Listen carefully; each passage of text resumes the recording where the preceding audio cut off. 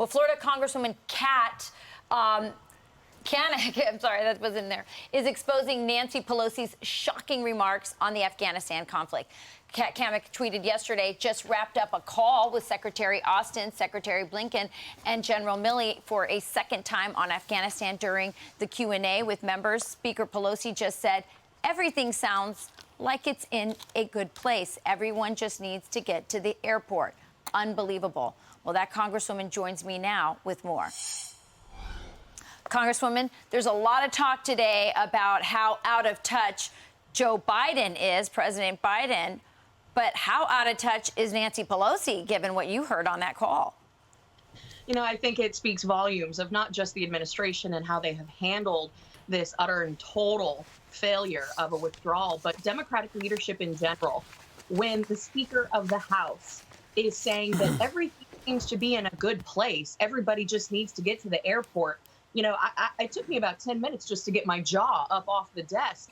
I couldn't believe when we have left Americans behind, when we have probably one of the worst examples of American military failure, no contingency plans in place, and the Speaker of the House is saying everything seems fine. Madam Speaker, you can't just take an Uber to the airport. Right. You can't take a casual stroll through the streets and flash your papers to the Taliban who are manning these checkpoints. And as you have just been reporting this morning, there's mixed messaging.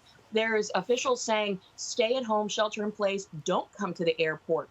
In our office, we have over 187 cases of people from our district that we are trying to get out of Afghanistan. And the State Department this morning was still saying, send them to the airport. You want to talk about mixed messaging, fumbling and bumping over the place?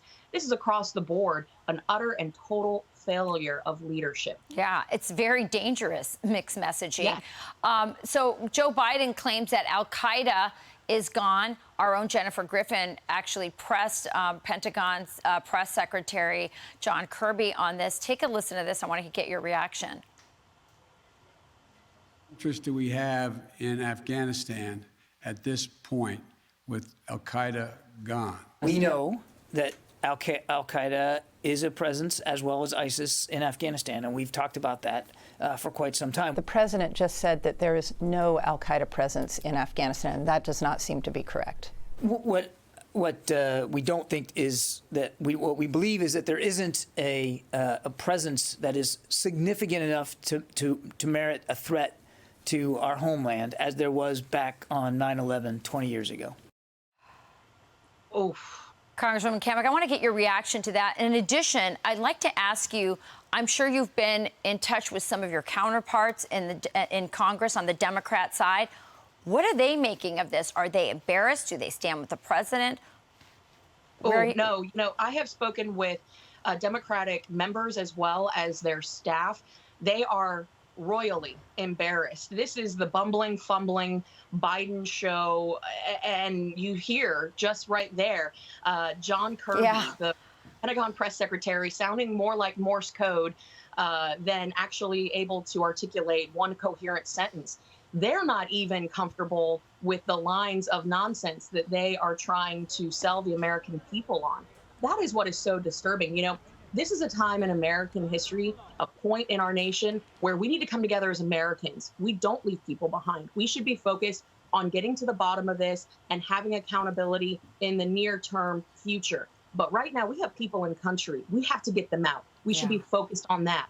They can't even get their story straight of whether or not there's a presence of al-Qaeda in country. Right. I agree with my colleague, Mike Waltz. He said this is al-Qaeda 3.0. We've known that. I sat in a skiff and heard from the intelligence communities that there is, in fact, a situation brewing. So we've known this for months. They are peddling lies, trying to misdirect the American people and the international community. And again, you know, we're talking about very simple messaging. We need all of the leadership on one sheet of music, but they can't even get that right. You know, people have been asking, where's the vice president? Where's Kamala Harris in all of this? You know, I think they're terrified that if she does speak out, she's going to end up laughing when she gets into an uncomfortable situation, and that would just be terrible for them. Right. Optically. So it's a terrible mess. We have a lot of work to do. We got to get our American folks back home, our nationals back home, our SRVs out of country. And I tell you, we will do that. We will not leave an American behind. To our military that has served, thank you. This is not in vain. It is the suits in Washington that have failed. They have really cast a doubt on the credibility of our nation. Our military is resilient, though. I believe that they will get the job done. Yeah. Congresswoman Cammack, thank you for joining us this morning. Such an important message, and you're right. John Kirby sounds like my teenagers lying. Thanks so much. Appreciate it. Keep fighting. Thank you so much, Rachel. Have a great weekend. You too.